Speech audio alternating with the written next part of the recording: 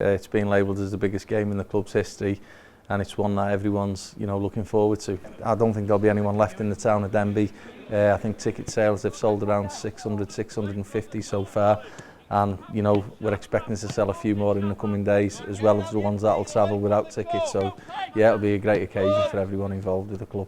Yeah, really looking forward to it. It's going to be a tough game, especially on the 3G.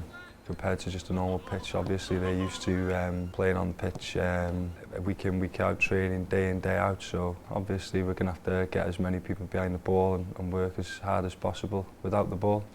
Semi-final was a great night for everyone involved in the club. It was a great experience for myself and all the fans and supporters and the club. The atmosphere was very good. I think there was about 400 or 500 fans there.